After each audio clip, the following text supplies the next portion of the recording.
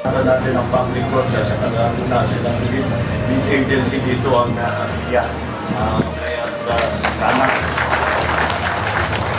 maging matagumpay lahat itong programa natin para ang ating mga kababayan ay hindi na mag-aalala sa baha.